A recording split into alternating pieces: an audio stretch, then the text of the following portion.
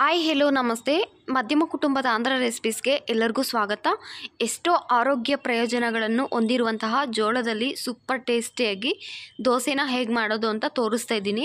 Diabetes ಇರೋರು, heart problem ಇರೋರು, ರಕ್ತ ಕಡಿಮೆ ಇರೋರು, ಮೂಳೆಗಳಿಗೆ ಶಕ್ತಿ ಇಲ್ಲದೆ ಇರೋವಂಥವ್ರು, ಇದರಲ್ಲಿ ತುಂಬ ಕ್ಯಾಲ್ಶಿಯಮ್ಮು, ಫೈಬರು, ಮೆಗ್ನೀಷಿಯಮ್ಮು ಇರುತ್ತೆ. ಮಲಬದ್ಧತೆ ಇರೋರು ಕೂಡ ಇದನ್ನು ತುಂಬ ತಗೊಂಡ್ರೆ ನಮಗೆ ಇದರಿಂದ ಎಲ್ಲ ಕೂಡ ನಾವು ದೂರ ಇರ್ಬೋದು.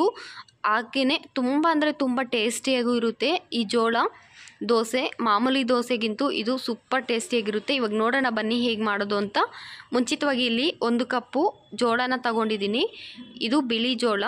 ಹಾಗೆ ಅರ್ಧ ಕಪ್ನಷ್ಟು ಉದ್ದು, ಕಡಲೆಬೇಳೆನ ಒಂದು ಜಾಮೂನ್ ಕಪ್ನಲ್ಲಿ 3/4 ಕಪ್ನಷ್ಟು ತಗೊಂಡಿದ್ದೀನಿ. ಕಡಲೆಬೇಳೆ ಸ್ಕಿಪ್ ಮಾಡ್ಬೋದು ನಿಮ್ಗೆ ಇಷ್ಟ ಇಲ್ಲ ಅಂದರೆ ಒಂದು ವೇಳೆ.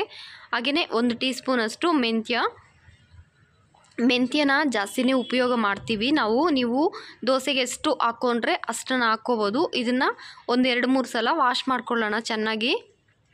ಇವಾಗ ಇದನ್ನು 3 ಸಲ ತೊಳೆದಾದ್ಮೇಲೆ ಇದಕ್ಕೆ ಮತ್ತೆ ನೀರನ್ನ ಹಾಕಿ 8 ಇಲ್ಲ 12 ಗಂಟೆಗಳ ಕಾಲ ಇದನ್ನು ನೆನೆಸಬೇಕು. ಜೋಳ ಆಗಿರೋದ್ರಿಂದ ಸ್ವಲ್ಪ ಜಾಸ್ತಿ ಟೈಮೇ ನೆನೆಸಬೇಕಾಗುತ್ತೆ. ನಮಗೆ ನೋಡಿ ನೆಂದರೆ ರಾಗಿ ಆಗಿರ್ಬೋದು, ಜೋಳ ಆಗಿರ್ಬೋದು, ನೆಂದರೆ ಈ ರೀತಿ ನೊರೆ ಬಂದುಬಿಡುತ್ತೆ ನಮಗೆ. ಈ ನೀರನ್ನ ಹಾಕದೆ ನಾವು ಬರೀ ಜೋಳನ ಮತ್ತು ಈ ಕಾಳುಗಳನ್ನ ಮಾತ್ರನೇ ತಗೊಂಡು ಮಿಕ್ಸಿ ಜಾರಲ್ಲಿ ಬೇರೆ ಫ್ರೆಶ್ ನೀರನ್ನ ಆ್ಯಡ್ ಮಾಡ್ಕೋಬೇಕು ನಾವು. ಜಾಸ್ತಿ ನೀರನ್ನ ಕೂಡ ಹಾಕ್ಕೋಬಾರ್ದು. ಇವಾಗ ಇದನ್ನು ಹಾಕ್ಕೊಂಡು ಸ್ವಲ್ಪ ನುಣ್ಣಕ್ಕೆ ಗ್ರೈಂಡ್ ಮಾಡ್ಕೋಬೇಕು. ಜೋಳ ಸ್ವಲ್ಪ ಟೈಮ್ ತಗೊಳ್ಳುತ್ತೆ ಗ್ರೈಂಡ್ ಆಗೋಕ್ಕೆ. ಸ್ವಲ್ಪ ನೀಟಾಗಿ ಇದನ್ನು ನುಣ್ಣಕ್ಕೆ ಗ್ರೈಂಡ್ ಮಾಡಿಕೊಂಡ್ರೆ ಜೋಳ ದೋಸೆ ಅಕ್ಕಿ ದೋಸೆಗಿಂತ ಸೂಪರ್ ಟೇಸ್ಟಿಯಾಗಿರುತ್ತೆ. ಫಸ್ಟ್ ಟೈಮ್ ಮಾಡೋದಾದರೆ ಸ್ವಲ್ಪ ನೋಡಿಕೊಂಡು ಗ್ರೈಂಡ್ ಮಾಡ್ಕೊಳ್ಳಿ. ಇವಾಗ ಒಂದು ಬಟ್ಲಲ್ಲಿ ಹಾಕ್ಕೊತಾ ಇದ್ದೀನಿ. ಹಿಟ್ಟೆಲ್ಲ ರುಬ್ಬಿ ಆದಮೇಲೆ ಮಿಕ್ಸಿ ಜಾರಲ್ಲಿ ಸ್ವಲ್ಪನೇ ನೀರನ್ನ ಹಾಕ್ಕೊಂಡು ನಾನು ಇದರೊಳಗಡೆ ಹಾಕ್ಕೊಂಡಿದ್ದೀನಿ. ಹಿಟ್ಟಲ್ಲಿ ತುಂಬ ನೀರನ್ನ ಹಾಕ್ತಾಯಿಲ್ಲ. ಒಂದು ಜಾಮೂನ್ ಕಪ್ಪಲ್ಲಿ 1 ಕಪ್ ಹಾಕಿದ್ದೀನಿ ಅಷ್ಟೇ. ಇವಾಗ ರುಚಿಗೆ ತಕ್ಕಷ್ಟು ಸಾಲ್ಟನ್ನ ಹಾಕ್ಕೊಂಡು, ಜೋಳ ಆಗಿರ್ಬೋದು, ರಾಗಿ ಆಗಿರ್ಬೋದು, ಜಾಸ್ತಿ ಹೊತ್ತು ಉಳಿಯೋಕ್ಕೆ ಬಿಡಬಾರ್ದು. 1 ಅವರ್ 2 ಅವರ್ ಸಾಕು. ಇಲ್ಲಾಂದರೆ ನೈಟು ಮಾಡಿಕೊಂಡು ಮಾರ್ನಿಂಗ್ ಆದರೂ ತಿನ್ಬೋದು. ತುಂಬ ಜನ ನಂಗೆ ಗ್ಯಾಸ್ಟ್ರಿಕ್ ಆಗಿಬಿಡುತ್ತೆ ದೋಸೆ ತಿಂದರೆ ಅಂತ 2-3 ದಿನ ಇಟ್ಕೊಂಡು ತಿಂದರೆ ಇನ್ನು ಗ್ಯಾಸ್ಟ್ರಿಕ್ ಆಗದೆ ಇನ್ನೇನಾಗುತ್ತೆ ಹೇಳಿ. ಇದು ನೈಟು ನಾನು ಉಳಿಯೋಕ್ಕೆ ಬಿಟ್ಟು ಮಾರ್ನಿಂಗ್ ನೋಡ್ಬೋದು. ಇಲ್ಲಿ ತುಂಬಾ ಬೇಗ ಹುಳಿ ಬಂದುಬಿಡುತ್ತೆ ದೋಸೆ ಹಿಟ್ಟು. ಇದು ಜೋಳದ ಹಿಟ್ಟು, ರಾಗಿ ಹಿಟ್ಟು. ಮಾಮೂಲಿ ಅಕ್ಕಿ ಹಿಟ್ಟಾದರೆ ನಮ್ಗೆ ಅಷ್ಟೊಂದು ಮಾಮೂಲಿ ನಾರ್ಮಲಾಗೆ ಬರುತ್ತೆ. ಒಂದೊಂದು ಟೈಮ್ ಆದರೆ ಜಾಸ್ತಿ ಹುಳಿ ಬರುತ್ತೆ. ಇದಾದರೆ ಸ್ವಲ್ಪ ಫ್ರೆಶ್ಶಾಗಿ ತಿನ್ನೋಕ್ಕೆ ಪ್ರಯತ್ನ ಮಾಡಿ. ಒಂದು ದಿನ ಹೆಚ್ಚಿಗೆ ಇಟ್ಕೋಬೇಡಿ. ಇವಾಗ ನಾನು ಒಂದು ಬಟ್ಲಲ್ಲಿ ಎಷ್ಟು ಬೇಕೋ ಅಷ್ಟು ತಗೊಂಡು ನೀರನ್ನ ಜಾಸ್ತಿ ಹಾಕ್ಕೋಬಾರ್ದು, ಸ್ವಲ್ಪ ಕಮ್ಮಿನೇ ಹಾಕ್ಕೋಬೇಕು. ಯಾವುದೇ ದೋಸೆ ಬ್ಯಾಟರ್ಗಾಗಲಿ ಸ್ವಲ್ಪ ನೀರನ್ನ ಕಮ್ಮಿ ಹಾಕ್ಕೊಂಡ್ರೆ ನಮಗೆ ದೋಸೆ ಚೆನ್ನಾಗಿ ಬರುತ್ತೆ. ತುಂಬ ತೆಳ್ಳಗಿದ್ರೂ ಕೂಡ ಒಂದೊಂದು ಸಲ ದೋಸೆ ಕಿತ್ತೋಗೋ ಚಾನ್ಸಸ್ ಇರುತ್ತೆ. ಎಲ್ಲರಿಗೂ ಅಲ್ಲ, ಸ್ವಲ್ಪ ಜನಕ್ಕೆ ಗೊತ್ತಿಲ್ಲದೆ ಇರೋರಿಗೆ ಮಾತ್ರ ನಾನು ಹೇಳ್ತಾ ಇದ್ದೀನಿ.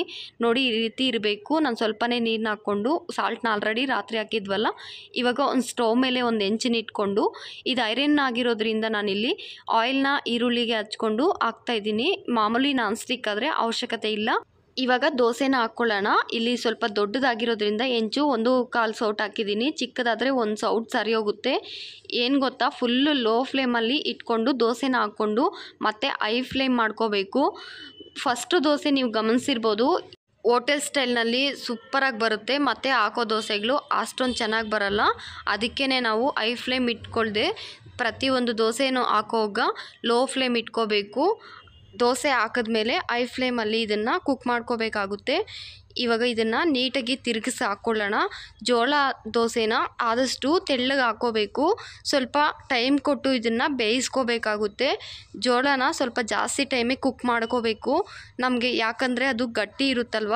ಮಕ್ಕಳಿಗೆ ಸ್ವಲ್ಪ ವಯಸ್ಸಾಗಿರೋರಿಗೆಲ್ಲನೂ ಸ್ವಲ್ಪ ಜಾಸ್ತಿನೇ ಕುಕ್ ಮಾಡಬೇಕಾಗುತ್ತೆ. ಇವಾಗ ಮತ್ತೆ ಎಲ್ಲ ಕೂಡ ಅದೇ ರೀತಿಯೇ ಹಾಕ್ಕೊಡೋದು ಅಷ್ಟೇ. ಇದೊಂದು ಟಿಪ್ನ ಫಾಲೋ ಮಾಡಿ ದೋಸೆನ ಹಾಕೋವಾಗ ನಿಮಗೆಲ್ಲ ಕೂಡ ಹೋಟೆಲ್ ಸ್ಟೈಲ್ನಲ್ಲೇ ಬರುತ್ತೆ. ಮತ್ತು ಒಂದು ಸಲ ಸೌಟಿಕ್ಕೊಂಡು ತಿರುಗಿಸ್ಮೇಲೆ ದೋಸೆನ ಮತ್ತೆ ಅದನ್ನು ತಿರುಗಿಸಬಾರ್ದು. ಎಲ್ಲರಿಗಲ್ಲ, ಸ್ವಲ್ಪ ಜನ ಗೊತ್ತಿಲ್ಲದಿರೋರು ಮಾತ್ರ ನಾನು ಹೇಳ್ತಾ ಇದ್ದೀನಿ. ಅಷ್ಟೇ ಫ್ರೆಂಡ್ಸ್, ನಿಮ್ಗೇನಾದರೂ ಇಷ್ಟ ಆಗಿದ್ದರೆ ಖಂಡಿತ ಲೈಕ್ ಮಾಡಿ. ಇದ್ರ ಜೊತೆಗೆ ಯಾವುದಾದ್ರೂ ಸೂಪರಾಗಿ ಚಟ್ನಿನ ಹಾಕ್ಕೊಂಡು ತಿಂದರೆ ಇದನ್ನು ಒಂದು ಸಲ ಟೇಸ್ಟ್ ಮಾಡಿದವರು ಮತ್ತು ಅಕ್ಕಿ ದೋಸೆನ ತಿನ್ನೋಕ್ಕೆ ಇಷ್ಟನೇ ಪಡಲ್ಲ, ಅಷ್ಟು ರುಚಿಯಾಗಿರುತ್ತೆ. ನಿಜವಾಗ್ಲೂ ಹೇಳ್ತಾ ಇದ್ದೀನಿ, ಸೂಪರ್ ಅಂದರೆ ಸೂಪರಾಗಿರುತ್ತೆ. ನೀವು ಕೂಡ ಖಂಡಿತ ಟ್ರೈ ಮಾಡಿ ಮತ್ತು ಹೇಗೆ ಬಂದಿದೆ ಅಂತ ನನಗೆ ಕಾಮೆಂಟ್ನಲ್ಲಿ ತಿಳಿಸಿ. ಮತ್ತು ಈ ವಿಡಿಯೋ ಇಷ್ಟ ಆಗಿದ್ದರೆ ನಿಮಗೆ ನಿಮ್ಮ ಫ್ರೆಂಡ್ಸ್ಗೂ ಫ್ಯಾಮ್ಲಿಗೆ ಕೂಡ ಶೇರ್ ಮಾಡಿ. ಅಷ್ಟೇ. Thank you for watching.